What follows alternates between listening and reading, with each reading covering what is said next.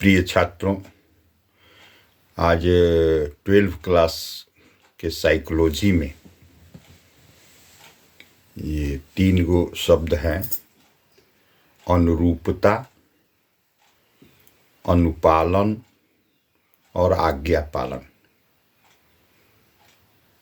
इसका अर्थ क्या होता है, यही आप लोगों को मुख्य रूप से जानना है कि किस परिस्थिति को हम अनुपालन कहेंगे, किसको अनुरूपता कहेंगे और किस परिस्थिति को आज्ञा पालन कहेंगे। तो इसको समझने का प्रयास करते हैं। एक उदाहरण के द्वारा हम शुरू करते हैं कि मान लीजिए क्लास में एक आदेश सुनाया जाता है कि विद्यालय प्रशासन की ओर से एक आदेश आया है कि किसी भी लड़के को मोबाइल लेके नहीं आना है। इस सूचना के बाद बहुत से लड़के इसका विरोध करना शुरू करते हैं और एक दरखास्त लिखते हैं विरोध स्वरूप, जिसमें सभी छात्रों से हस्ताक्षर कराए जा रहे हैं। तो कुछ लड़के जो है एक विद्यार्थी के पास आते हैं और कहते हैं कि इस पर हस्ताक्षर कर दीजिए। और मान लीजिए उस विद्यार्थी के मन में है कि नहीं, ये आदेश जो निकला है वो सही है, पढ़ने वाले विद्यार्थियों को मोबाइल लेके नहीं आना चाहिए, इस बात का वो समर्थक है। लेकिन बाकी सब छात्र जो हैं वो चाहते हैं कि तुम हस्ताक्षर इस पर कर दो। तो वो नहीं चाहते हुए भी हस्ताक्षर कर देता है। तो इस अवस्था को अनुरूपता कहा जाता है। उसने हस्ताक्षर क्यों किया? इसका कारण है क्योंकि वो नहीं चाहता था, वो तो आदेश के समर्थन में है, तो उसने फिर हस्ताक्षर क्यों कर दिया? इसका कारण है नॉर्म्स, मानक। क्योंकि वो समझता है अंत में कि विद्यार्थी जो हैं वो एक संगठन है, एक समूह है, और अगर हम नहीं करते हैं तो इसमें विवाद होगा, इसकी एकता बाधित होगी। तो विद्यार्थियों के बीच जो एक मानक विकसित हुआ है, इसलिए वो उस पर हस्ताक्षर कर देता है। तो इसको कहा जाता है अनुरूपता। अब दूसरा है अनुपालन। इसी परिस्थिति को हम फिर ध्यान देते हैं कि मान लीजिए कि वो कहता है कि नहीं, इस पर हम हस्ताक्षर नहीं करेंगे, मैं तो इस आदेश के समर्थन में हूं कि विद्यार्थियों को मोबाइल लेके नहीं आना चाहिए। तब क्या करते हैं, विद्यार्थी समूह जो आया है उसमें से बहुत लोग कहते हैं कि देखो, तुम हम लोगों के साथ हो, ये बात तो छोड़ दो, लेकिन हम लोग रिक्वेस्ट तुमसे करते हैं कि दोस्त हो, या फिर तुम्हारी बात हम लोग बहुत मानते हैं, कई बार तुम कहते हो मान जाते हैं, हम एक बार तुमको रिक्वेस्ट कर रहे हैं कि कर दो साइन, तो इस पर क्यों नहीं साइन कर देते हो? दूसरी बात कि अगर तुम साइन कर देते हो और तुम इस विचार के हो कि मोबाइल लेके नहीं आना चाहिए, तो तुम मोबाइल लेके मत आना, इसमें क्या दिक्कत है? इससे तो तुम्हारी इच्छा को कोई खतरा नहीं है। जो लोग चाहते हैं कि मोबाइल लेके आए वो लोग लेके आएंगे, तुम लेके मत आना। तो इस तर्क को या इस रिक्वेस्ट को वो मान के और फिर उस पर हस्ताक्षर कर देता है। तो इस अवस्था को अनुपालन कहा जाता है।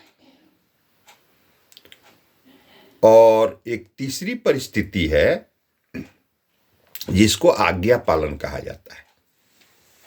अब मान लीजिए आज्ञा पालन वाली परिस्थिति कौन होगी, तो उस परिस्थिति में समझिए कि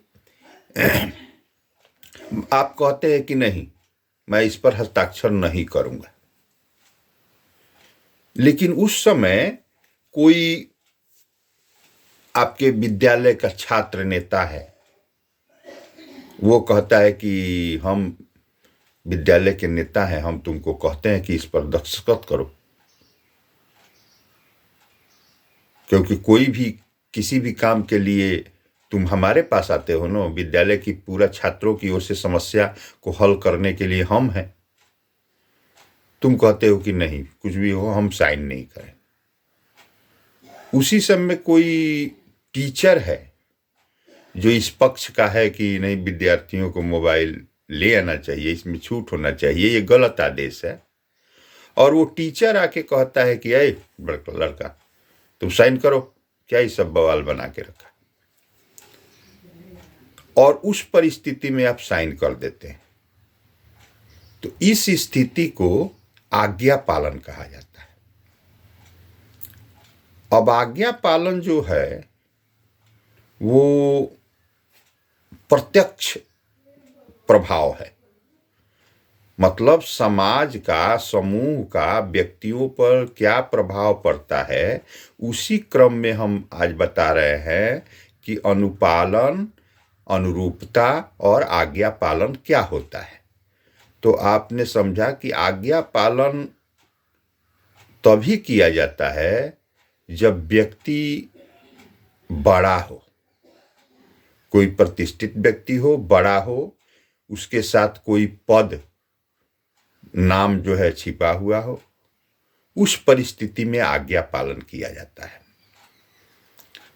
कभी कभी आज्ञा पालन उस परिस्थिति में भी किया जाता है कि समय नहीं है ज्यादा सोच विचार करने का, और उस समय बड़ा आदमी कोई आदेश दिया है तो हम उसके आदेश का अक्षरशः पालन इसलिए कर देते हैं कि इसमें कोई हमारी जिम्मेवारी नहीं है, हमने तो उनके आज्ञा का पालन किया।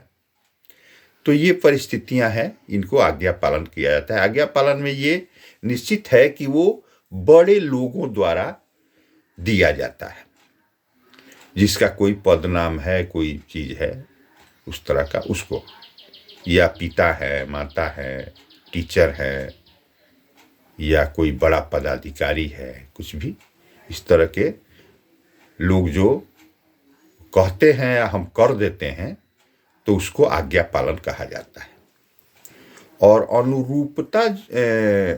अनुपालन जो होता है उसमें प्रत्यक्ष थोड़ा कम होता है, प्रत्यक्ष प्रभाव थोड़ा कम होता है, क्योंकि उसमें विकल्प होता है कि आप उनकी बातों को नहीं माने, और अनुरूपता जो है वो ज्यादा अप्रत्यक्ष होता है। तो इस तरह से तीनों का अर्थ आप लोग आज समझ गए। अनुरूपता जो होती है उसमें मानक होते हैं, ये उसकी विशेषता है। आज्ञा पालन में क्या होता है, ये बड़े लोगों द्वारा दिया जाता है।